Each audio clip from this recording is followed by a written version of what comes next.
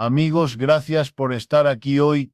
Imaginen por un momento que el destino de la mayor potencia militar del mundo, desde sus cazas invisibles hasta el dispositivo que tienen en la mano, dependa no de miles de millones en tecnología, sino de un puñado de metales casi desconocidos, ocultos en la Tierra, controlados por su rival más temido. Esto no es ciencia ficción, es la realidad actual.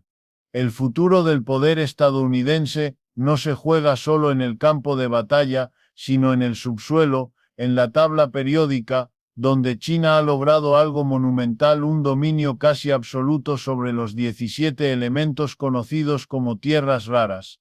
No se trata de plata ni oro, sino de materiales como el neodimio, el disprosio o el iterbio, elementos que suenan a laboratorio de ciencia espacial, pero que son la sangre vital de la era moderna.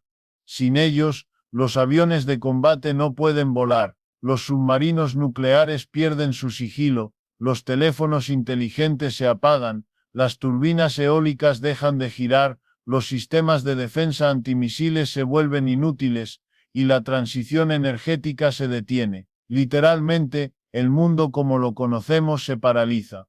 Y por ahora, la única puerta que conduce a esos materiales está en Pekín. ¿Cómo llegamos a este punto? ¿Cómo permitió Estados Unidos que su futuro tecnológico y militar dependiera de una sola cadena de suministro en manos de su adversario más directo? La respuesta no es tan simple como una mala suerte geológica. Sí, China tiene las mayores reservas, pero eso no lo explica todo. Brasil le sigue de cerca, aunque con menos de la mitad de los recursos. Estados Unidos, a pesar de su inmensa superficie, tiene reservas limitadas. Y si tratara de competir con la producción china actual, agotaría su propio suministro conocido en menos de 10 años. Pero la verdadera clave del dominio chino no está en lo que extraen, sino en lo que hacen con ello. Porque el verdadero poder no está en la mina, está en la refinación. Separar los elementos de tierras raras del mineral bruto es un proceso extremadamente complejo, tóxico y energético.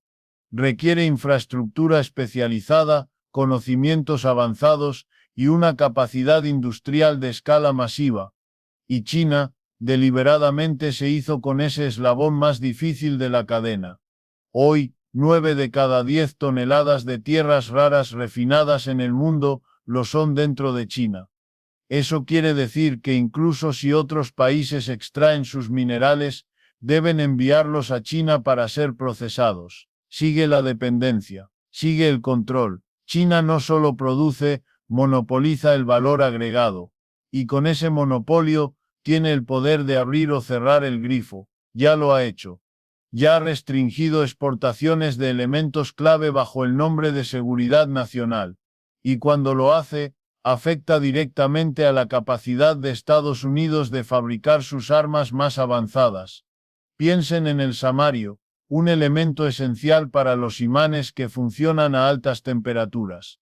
Son los mismos imanes que permiten que un misil hipersónico mantenga su trayectoria precisa o que un reactor interno en un caza F-35 no falle bajo calor extremo. ¿Y de dónde viene ese samario? De China. O consideren el turbio.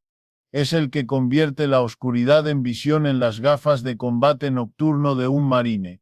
Sin él, la superioridad militar estadounidense en operaciones nocturnas se desvanece. Y ese turbio crucial también está bajo control chino. El escandio, por su parte, es la clave de aleaciones ligeras que permiten que los aviones sean más rápidos, más eficientes, más ágiles, y también controlado. Esta dependencia no es un detalle técnico, es una vulnerabilidad estratégica de primer orden. Algunos analistas lo dicen claro, la batalla por los minerales del siglo XXI es lo mismo que fue el petróleo en los siglos anteriores. Un recurso esencial, un arma geopolítica, un eje de poder mundial. Y aquí es donde la historia se vuelve aún más reveladora. ¿Cómo logró China este dominio? No fue por casualidad. Fue por diseño.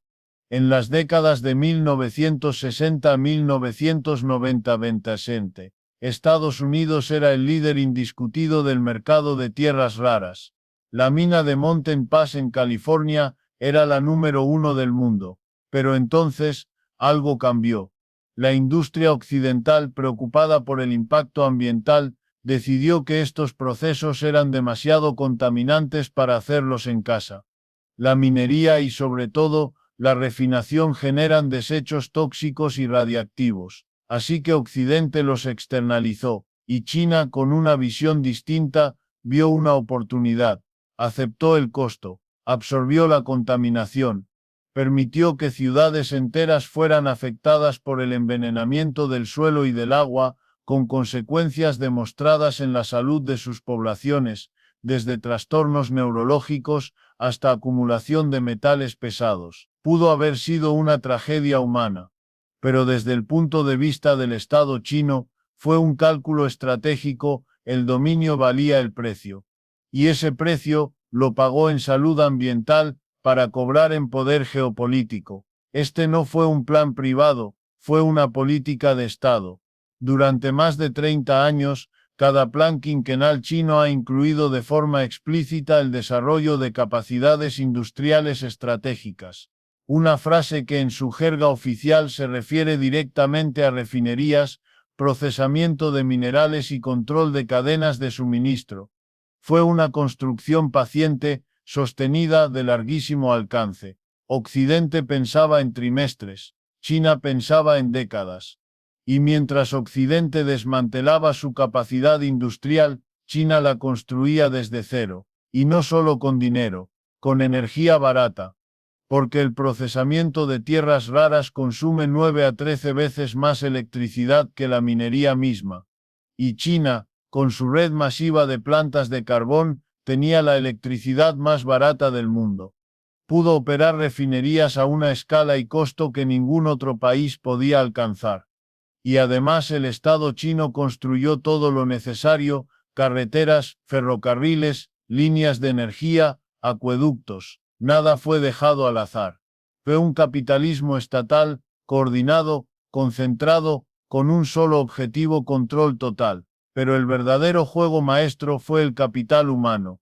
China prohibió a sus científicos e ingenieros trabajar en proyectos de tierras raras fuera del país sin permiso. Así, evitó la fuga de conocimiento. Mientras tanto, en Estados Unidos la crisis es profunda.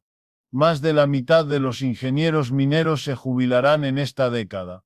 En 2020, solo 327 estudiantes en todo el país se graduaron en ingeniería de minas.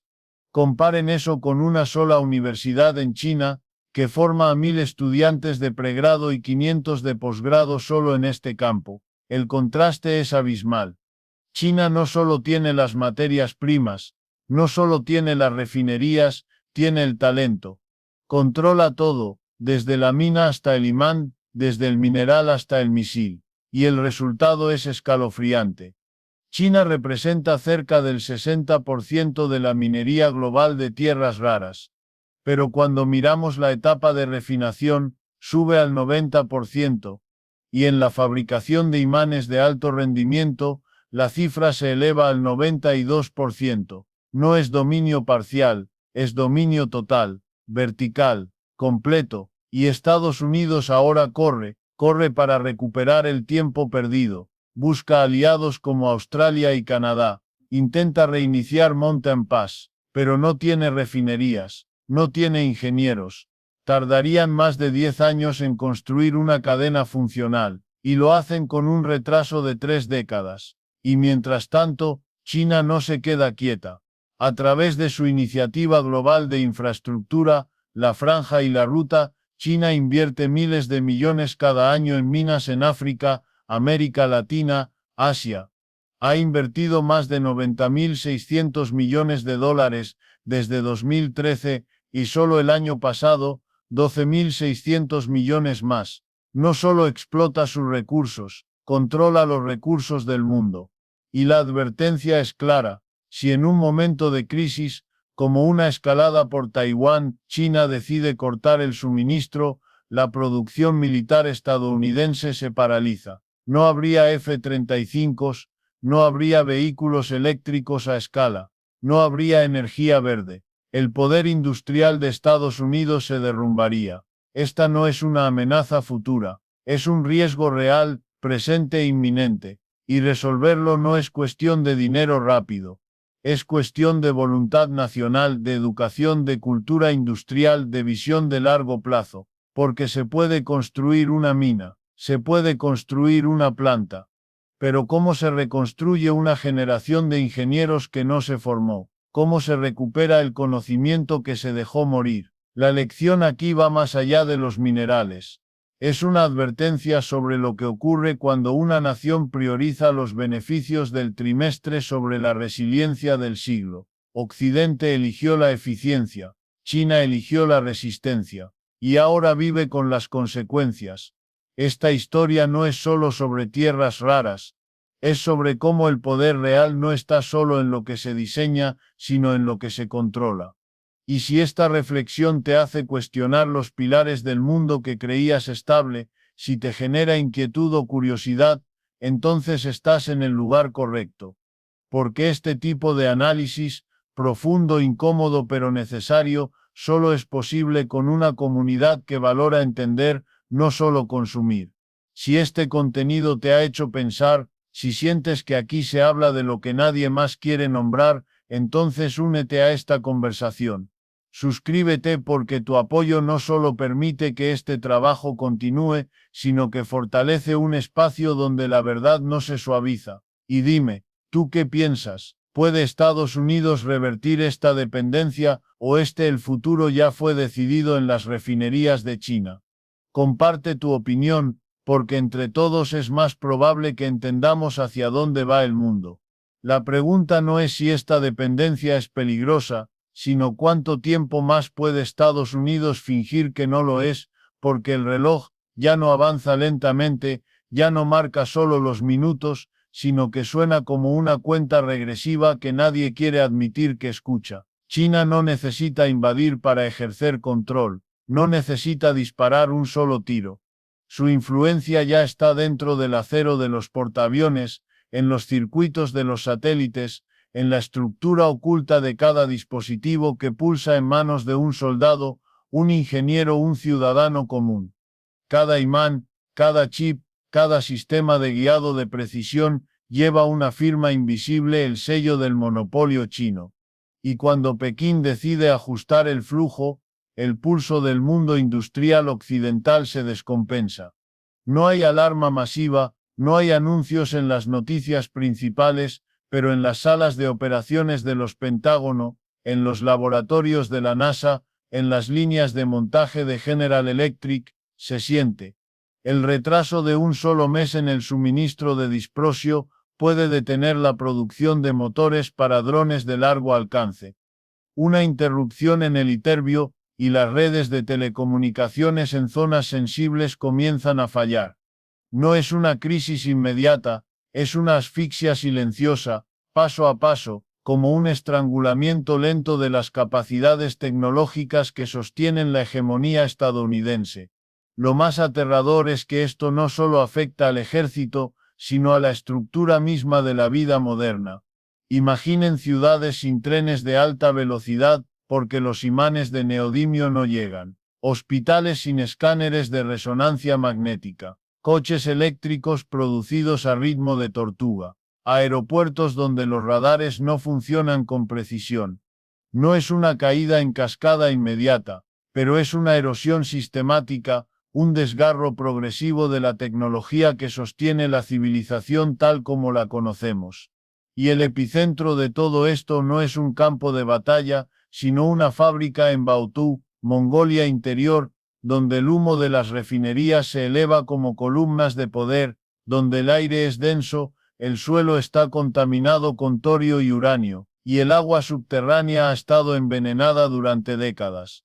Allí, en medio de uno de los entornos industriales más tóxicos del planeta, se procesa más del 70% del suministro global de tierras raras. Mientras tanto, en Colorado o en Michigan, los proyectos de refinación se enfrentan a años de estudios ambientales, litigios, protestas de comunidades locales, presión de activistas. Lo que en China se resuelve en un decreto del Partido Comunista, en Estados Unidos puede demorarse una década solo en trámites. Y no por falta de voluntad, sino por un sistema que prioriza el equilibrio entre desarrollo y sostenibilidad, mientras su rival no conoce ese equilibrio. Para China, la sostenibilidad ambiental es negociable, la seguridad estratégica no. Su modelo no es replicable en Occidente, no porque no se pueda, sino porque no se quiere. Pero la ironía es que mientras Occidente defiende sus ideales, su tecnología se vuelve vulnerable a un sistema que no los comparte.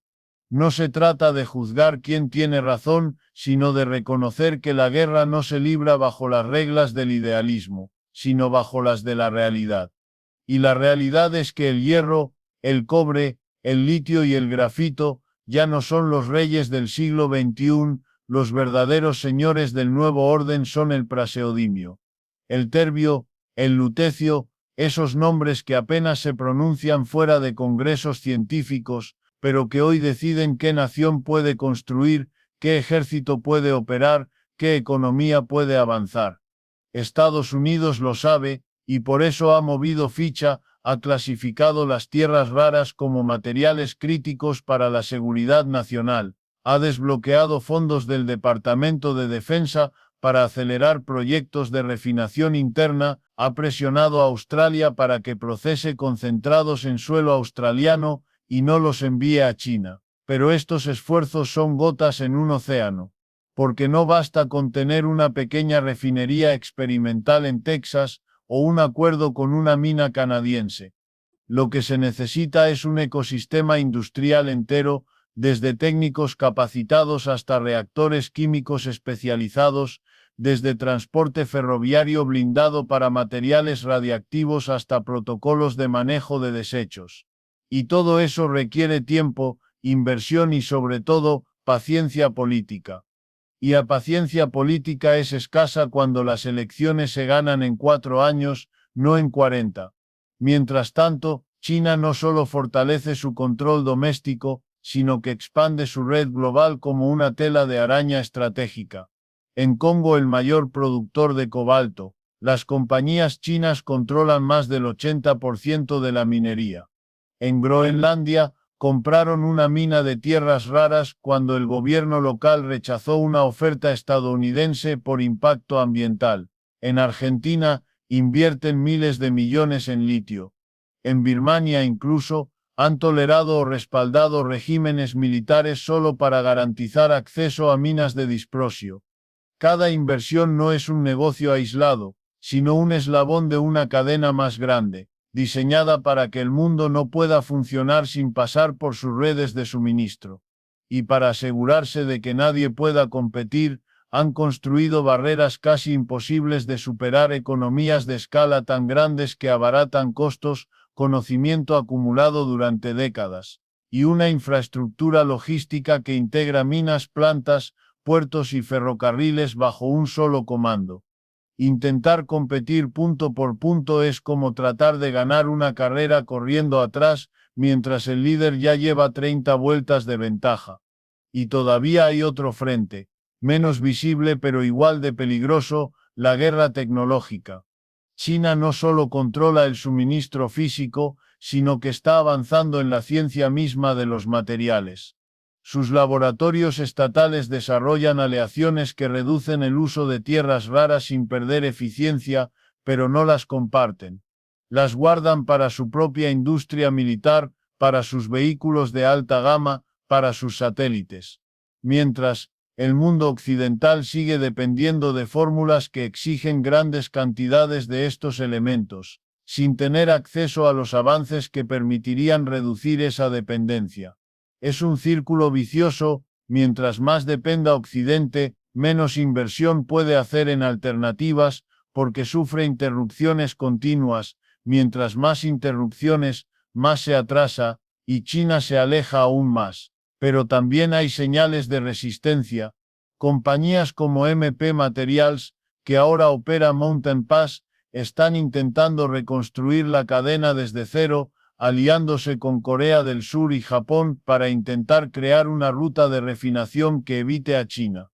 Europa, con el Critical Raw Materials Act, ha puesto metas ambiciosas: producir localmente el 20% de sus tierras raras refinadas, reciclar el 25% y no depender de una sola fuente externa en más del 65% para 2030. Suena bien, pero esos números ocultan la cruda realidad. La tecnología de refinación no se compra, se desarrolla, y Europa no tiene la base industrial ni el talento para hacerlo a escala masiva en ese lapso.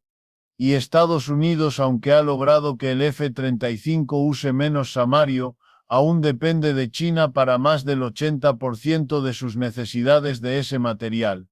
Incluso en el reciclaje, que muchos presentan como la salvación, hay un límite. Apenas el 5% de las tierras raras se reciclan hoy globalmente, porque separarlos de dispositivos usados es tan costoso y técnico como extraerlos de la tierra. No es una solución a corto plazo, es una esperanza a largo plazo, y el presente no espera.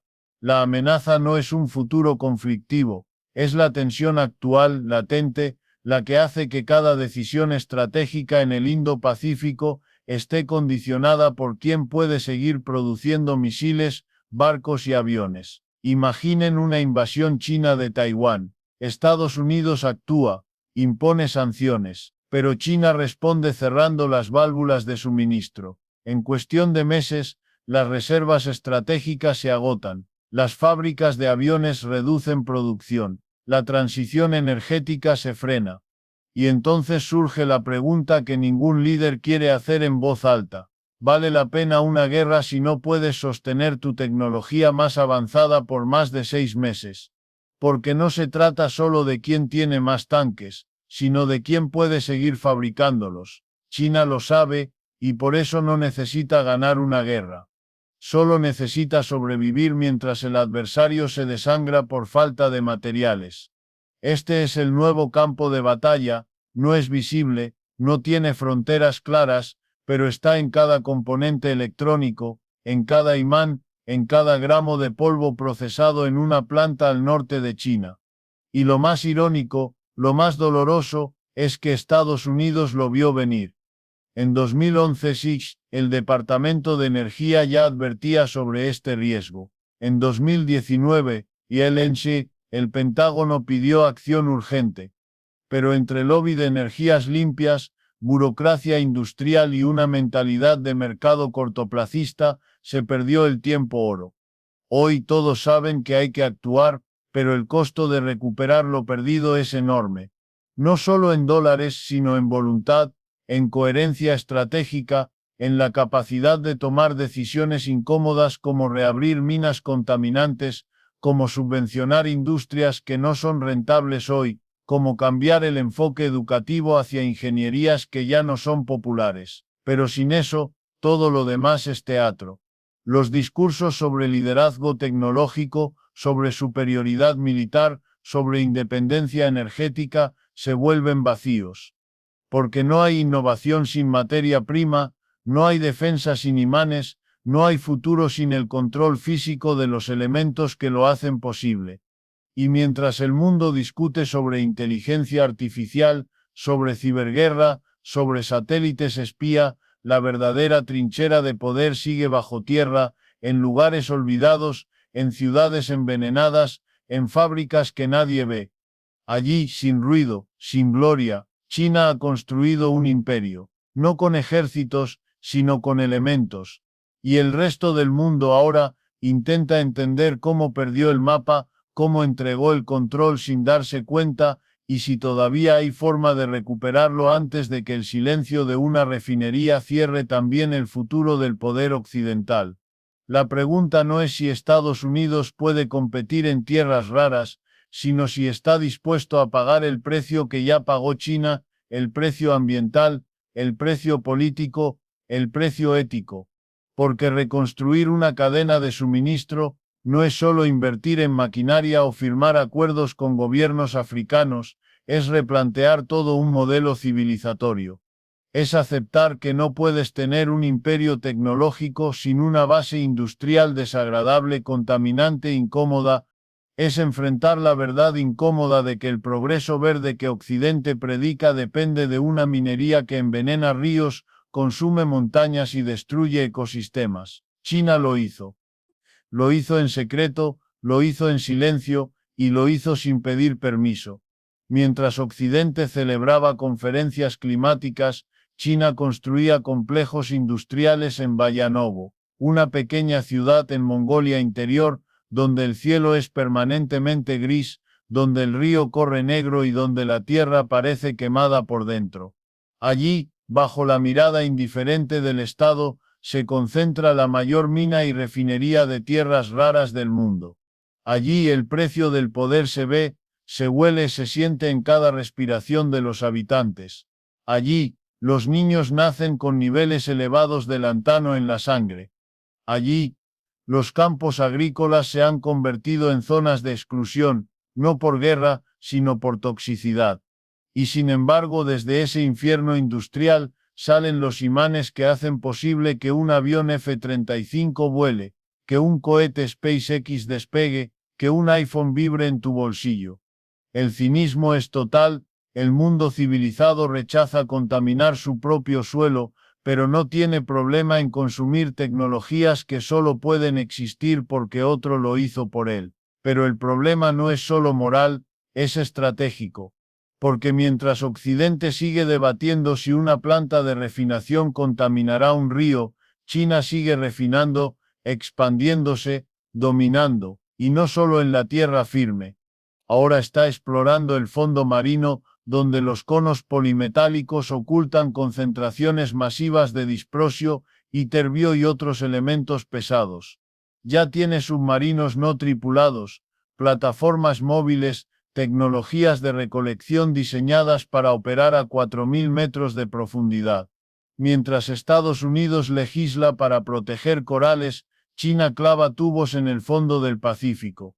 Y cuando Occidente finalmente decida actuar, encontrará que el camino ya está bloqueado, no solo por tecnología, sino por patentes. China hoy posee más del 70% de las patentes clave relacionadas con el procesamiento de tierras raras. No solo controla la materia, controla el conocimiento. Y ese conocimiento no se compra, se construye décadas. Mientras tanto, en Washington los políticos hablan de autos eléctricos y redes limpias como si fueran productos que caen del cielo. Nadie pregunta de dónde salen los imanes de neodimio, esas piezas pequeñas como una moneda y tan poderosas que pueden levantar un auto. No hay conciencia de que cada batería de iones de litio, aunque no use tierras raras, depende de una cadena de minerales que también está siendo colonizada por China. Cobalto de Congo, litio de Chile, níquel de Indonesia, todos fluyen hacia refinerías chinas. El mapa de dependencia se amplía. Ya no es solo sobre tierras raras, es sobre todo lo esencial. Y la ironía no tiene límites. El Pentágono, que gasta billones en defensa, debe comprar los imanes para sus sistemas de armas en el mercado abierto, y a menudo, ese mercado está controlado por empresas con vínculos a la China continental o a Hong Kong. Es como si el ejército más poderoso del mundo tuviera que pedir permiso a su enemigo para fabricar sus propias balas. Y si eso suena inverosímil, es porque fue deliberadamente ignorado. Durante años los departamentos de defensa subestimaron la dimensión estratégica de la minería.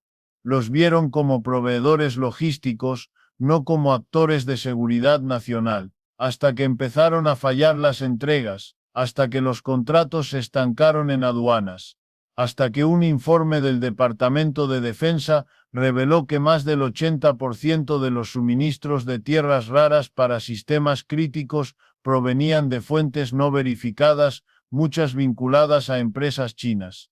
Entonces sonaron las alarmas, pero era tarde, el daño estaba hecho. La cadena de mando no estaba en Washington, estaba en Beijing. Y ahora, Estados Unidos intenta correr en la misma dirección, pero con las manos atadas. Los permisos ambientales para reabrir refinerías tardan años, los movimientos ecologistas se oponen, los costos energéticos son prohibitivos sin carbón barato. No puede competir en precio, ni en escala, ni en velocidad. Y lo más grave, no tiene el talento. Las universidades siguen sin priorizar ingeniería de materiales, los salarios en el sector minero no atraen a jóvenes, y los que se especializan terminan en Silicon Valley, no en Wyoming. Mientras, en Shanghái, centros de investigación operan 24 horas, financiados por el Estado con objetivos claros: mejorar la eficiencia de separación, reciclar residuos radiactivos, reducir el desperdicio energético. China no solo mantiene su dominio, lo profundiza, y ya no se trata solo de extraer más, sino de perder menos. Cada gramo recuperado en un proceso de reciclaje es un gramo que no tiene que extraerse, y China lidera ese campo. Mientras Estados Unidos entierra sus viejos celulares, China los desarma y reutiliza. Tiene programas masivos para recolectar desechos electrónicos, desmontar teléfonos viejos, recuperar neodimio de discos duros obsoletos. Es la economía circular como arma estratégica. Y lo hace a escala industrial. En 2023, procesó más de 300.000 toneladas de residuos electrónicos para recuperar tierras raras. La cifra es gigantesca, y no para de crecer. China no ha estado solo acumulando capacidad, ha estado acumulando ventaja compuesta. Cada año que produce más, aprende más. Cada refinería que opera mejora su eficiencia. Cada ingeniero que forma fortalece la cadena. Pero incluso si Occidente lograra superar todos estos obstáculos, los ingenieros, las refinerías, las fuentes de energía, aún tendría un enemigo más fuerte: el tiempo. Es un sistema que se retroalimenta, que crece exponencialmente. Mientras tanto, cualquier esfuerzo occidental partirá desde cero, con desventajas tecnológicas, logísticas, financieras, y peor aún, cualquier avance puede ser neutralizado. Porque China ya no necesita cortar el suministro para ejercer poder. Basta con amenazarlo. Basta con dejar entrever que en caso de conflicto, el flujo se detendría y los gobiernos ya se doblegan. Y de inmediato, Japón cambió su postura en disputas marítimas. Ya ha pasado. Antes de la guerra comercial con Trump, hubo rumores de que China consideraba restringir las exportaciones de tierras raras.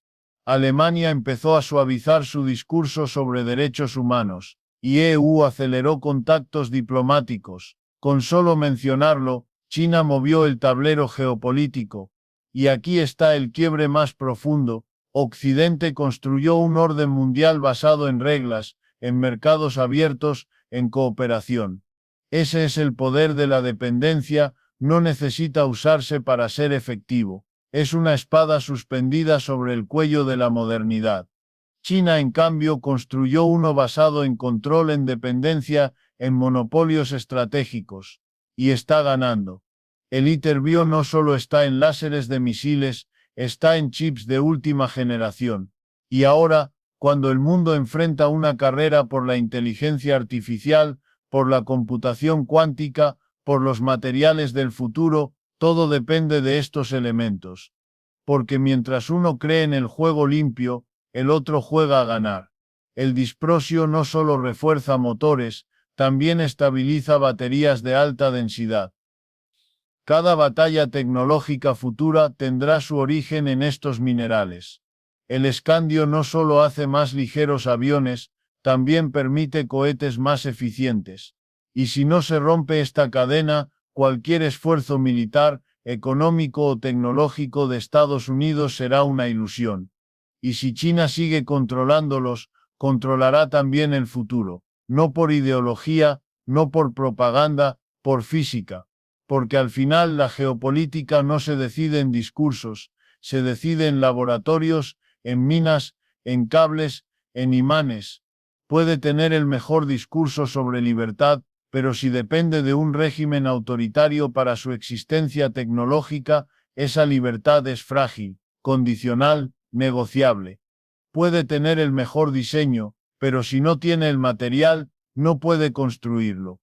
Puede tener el mejor ejército, pero si no puede producir, no puede abastecerlo. Se siembra con decisiones aparentemente racionales que vistas desde el futuro parecen actos de ceguera estratégica. La pregunta final no es técnica, es existencial. ¿Puede una democracia despertar a tiempo para competir con un régimen que piensa en siglos, actúa en bloques y sacrifica todo por el dominio? ¿O el mundo ya está siendo moldeado por una cadena de suministro que lentamente, silenciosamente, ha decidido quién tendrá poder en el siglo XXI? La batalla no ha empezado, ya está en curso, y la mitad del mundo ni siquiera sabe que está perdida. La sombra de la dependencia no crece de la noche a la mañana, tampoco se disipa con un decreto o una inversión multimillonaria lanzada en medio de una crisis. Estados Unidos no abandonó el dominio de las tierras raras por desconocimiento, sino por elección. Y mientras en Washington se debatían regulaciones, en Pekín se construían imperios industriales. Pero no fue solo cuestión de infraestructura, fue cuestión de cultura. Fueron décadas de desinversión sostenida, de externalización industrial camuflada bajo el discurso del progreso ambiental, de desprecio hacia sectores considerados obsoletos en una economía de servicios, de un enfoque financiero que premia la ganancia rápida por encima de la capacidad productiva duradera. Desde los años 2000 Basinia Bandaroglu lanzó programas nacionales para reclutar, formar y retener científicos en campos clave. Millones de dólares fluyeron hacia laboratorios especializados en química inorgánica, metalurgia avanzada, separación de isótopos. China no solo invirtió en acero y cemento, invirtió en mentes. Establecieron centros de investigación en Xinjiang, en Jiangxi, en Mongolia Interior, regiones que hoy son el corazón del pulmón refinador del mundo. Allí no solo se procesa el mineral, se reinventa. La ciencia, en China, no es un lujo académico, es un arma estratégica.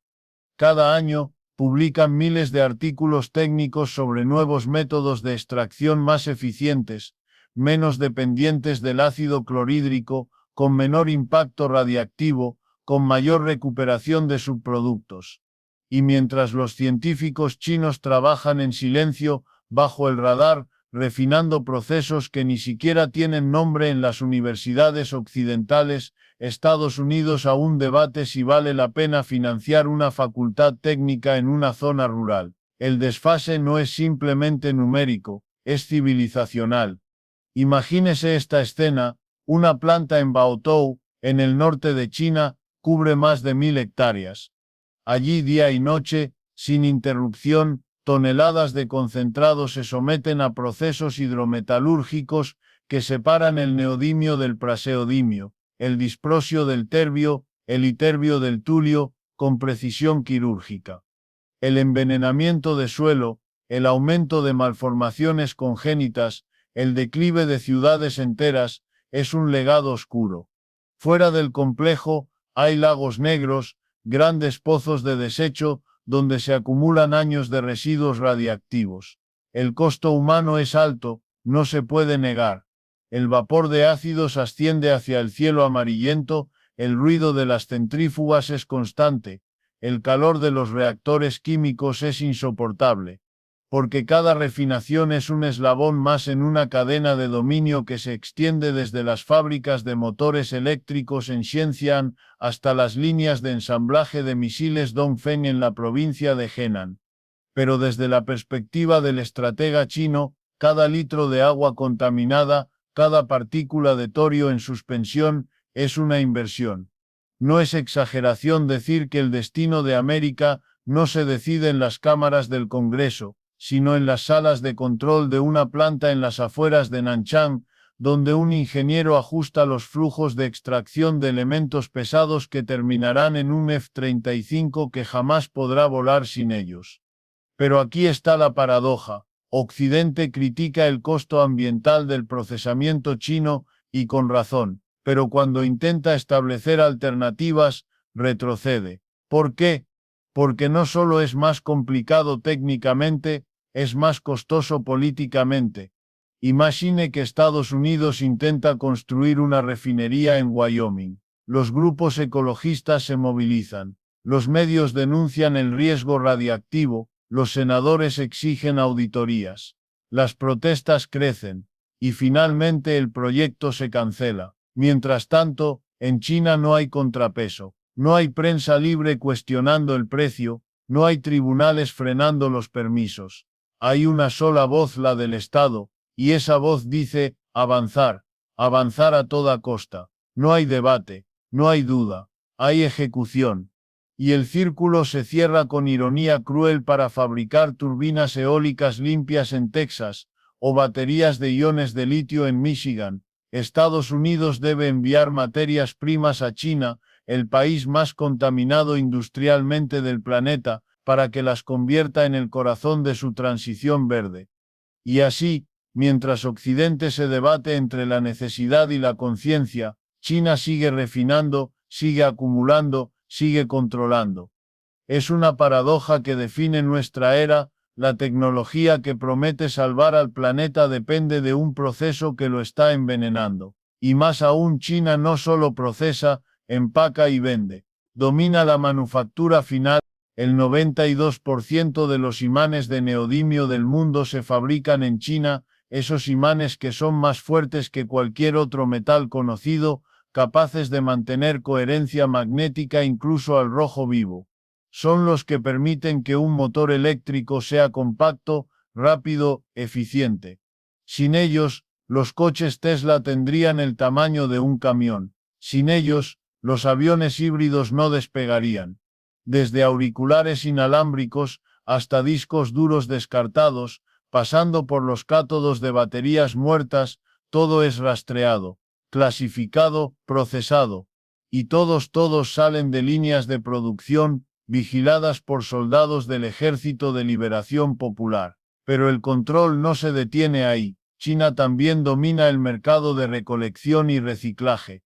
Mientras el mundo entierra sus dispositivos electrónicos, Pekín desarrolla métodos para recuperar tierras raras de la chatarra.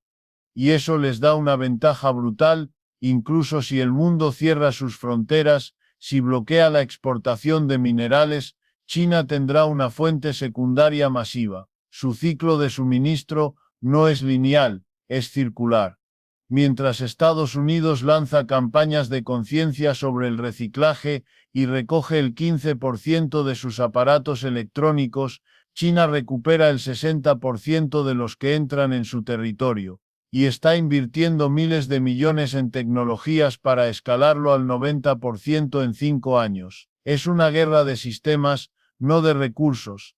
Y en esa guerra, China no solo tiene más municiones, tiene un mejor ejército, una logística superior y un general que no duerme. Pero hay algo aún más inquietante, la inteligencia detrás del control. China no solo observa, anticipa. No porque quiera deshacerse de ellas, sino porque sabe que Occidente intentará huir. Estudios recientes revelan que desde hace años, el gobierno chino ha estado financiando investigaciones sobre sustitutos de tierras raras. Y si Estados Unidos desarrolla un motor que funcione sin neodimio, China ya tendrá patentados los materiales alternativos, los procesos de fabricación y las fábricas listas. Y aún así Estados Unidos insiste en creer que puede salir del laberinto con más dinero. Es como si mientras el rival construye una puerta trasera, el dueño de la casa ya instaló una cerradura inteligente que solo él puede abrir. En asociaciones público-privadas que terminan en burocracia. Pero ese dinero no se traduce en refinerías, ni en ingenieros, ni en tiempo. Se traduce en promesas, en estudios de factibilidad. En 2023 en dominios el Departamento de Defensa asignó más de $6.000 millones para proyectos relacionados con tierras raras. Mientras tanto, las empresas chinas compran minas en Groenlandia, en Argentina, en el Congo. En Ruanda, China controla el 90% del procesamiento de coltán, que aunque no es una tierra rara, es clave para la electrónica avanzada. En Birmania, a pesar del caos político, las refinerías chinas operan sin interferencia, suministrando disprosio al mercado global.